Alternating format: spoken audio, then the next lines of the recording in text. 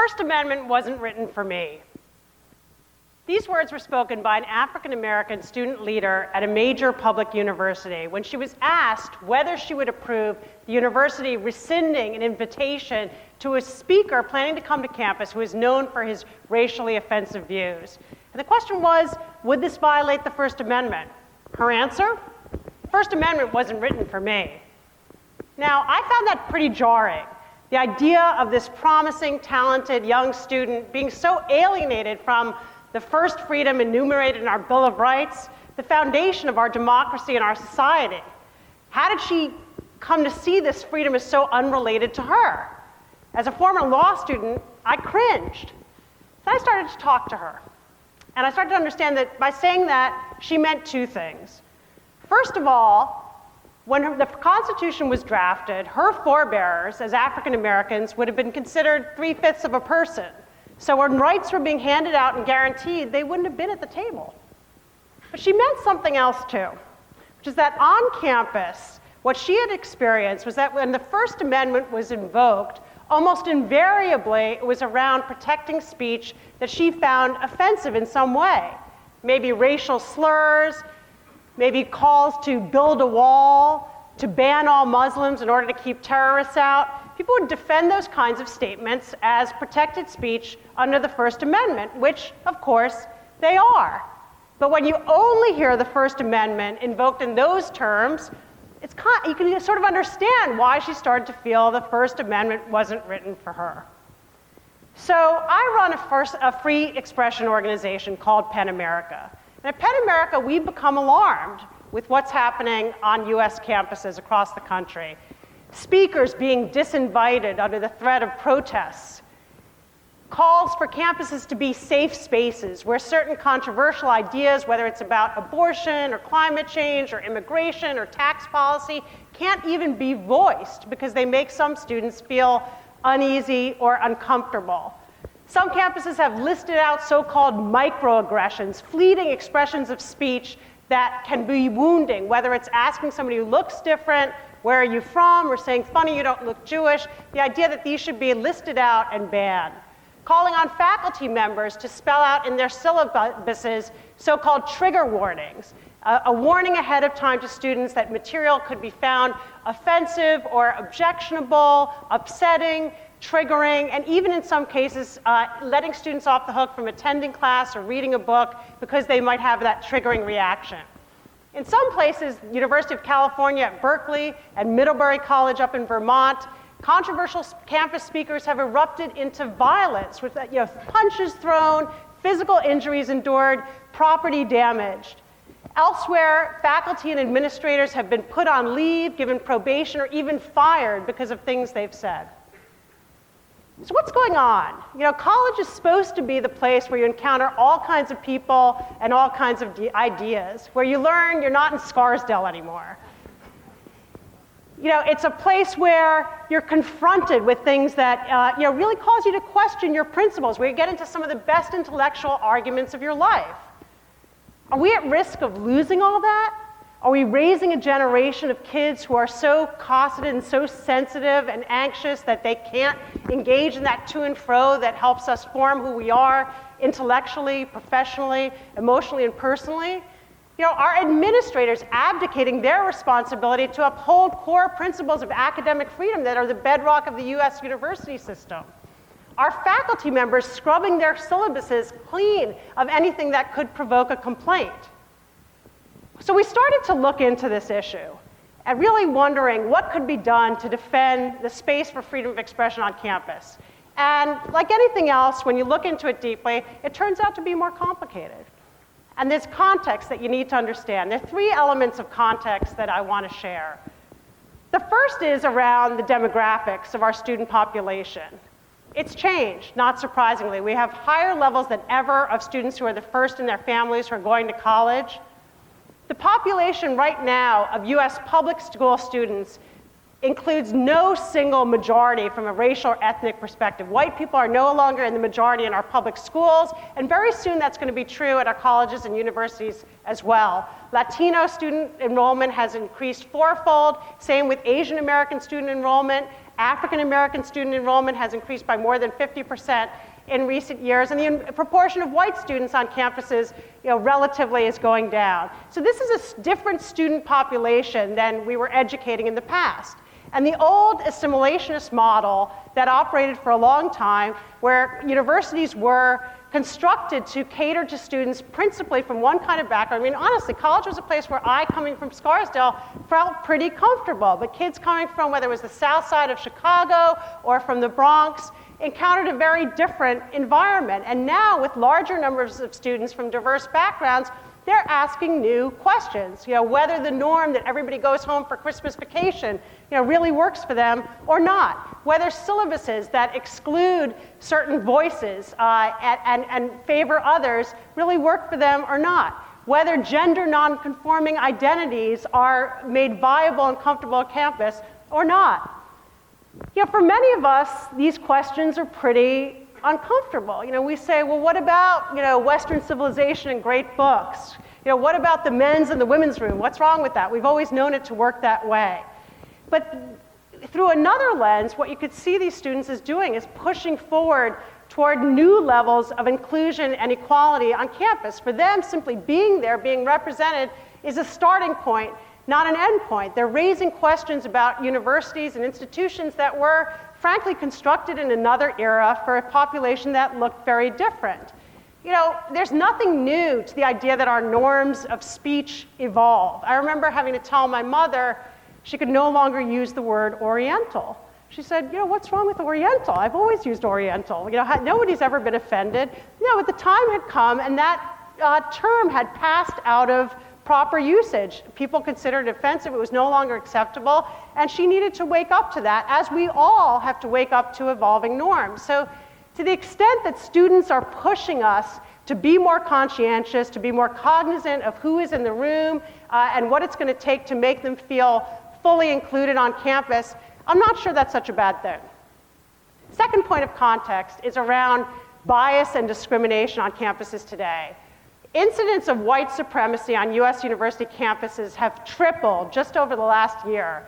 The Anti-Defamation League documented nearly 150 separate incidents of white supremacist activity just in the fall semester of 2017.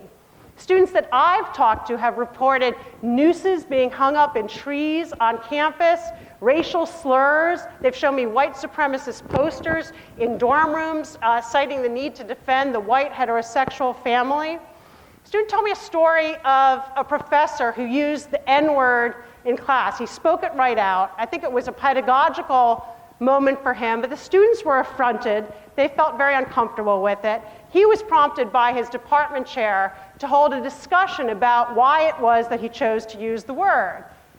And in that discussion, he turned to the one African-American woman student in the class, and he said to her, can you explain to the rest of us why this is considered offensive?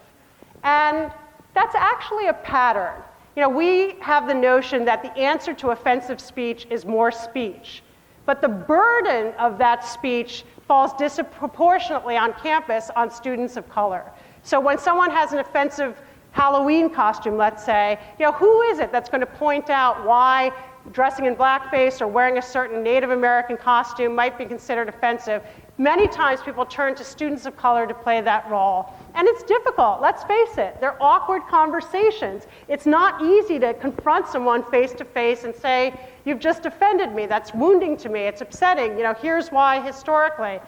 And it's a burdensome weight, is what they've described to me. On top of their academic obligations, their extracurricular involvements, they've kind of got this double duty that they play, trying to educate others on campus, stepping in to help resolve controversies when they erupt, standing with those who may be targeted by offensive speech. And this is a big part of what prompts them to call upon the university and ask administrators to do more to try to create a comfortable environment so that the load of that doesn't fall exclusively on them. And in a moment where we have heightened incidents of white supremacist activity, where we have undocumented students feeling particularly vulnerable, those tensions are intensified, and this clamor for the university to take action is heightened.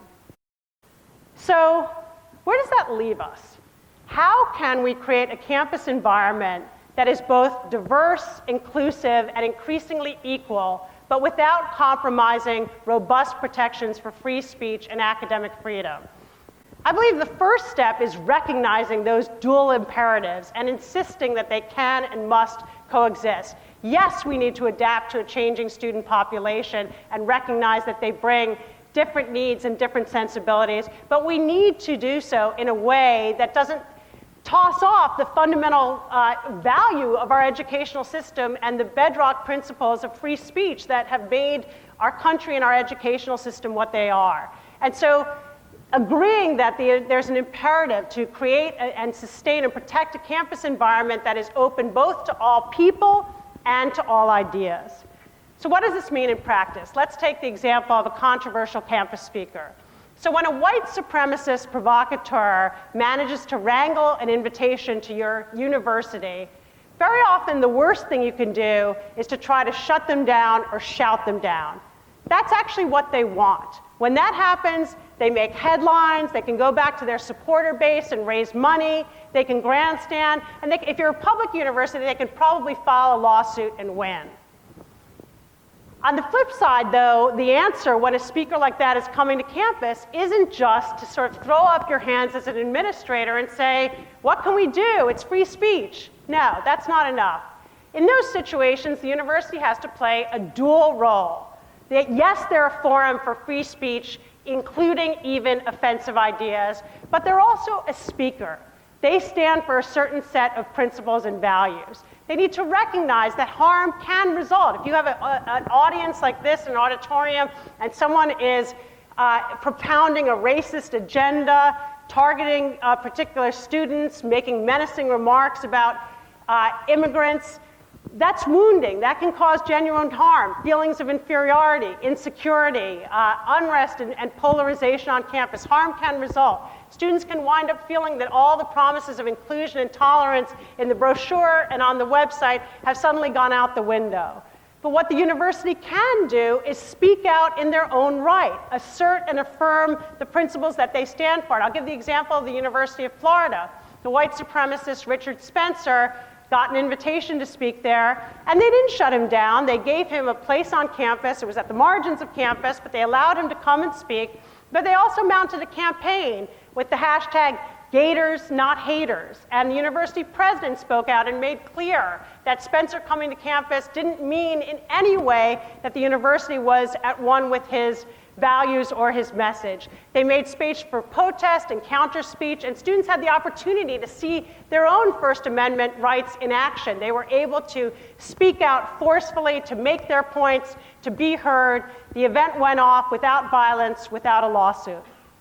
Another example, safe spaces. So we can all agree that the campus ought to be physically safe for all students, no doubt about that. We can also agree that threats, harassment, and bullying have no place on campus. Those are prohibited by our existing laws, including civil rights laws that apply to US universities.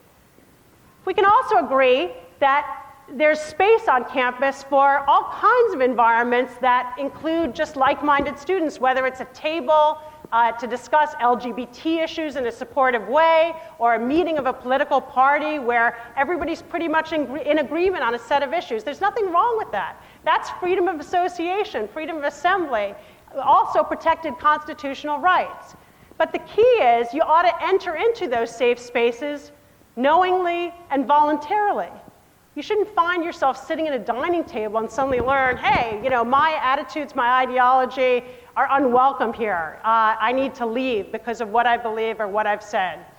Also, we can't declare entire dining halls, dormitories, or even campuses safe spaces in their entirety. They need to be open spaces. But if students have the opportunity to associate as they choose on a more limited basis, part of the role of that is to fortify them so that they feel supported, they have people they can talk to in a comfortable way, and they're then ready to go out and engage with the rest of the campus, even if that means encountering ideas that are difficult or challenging.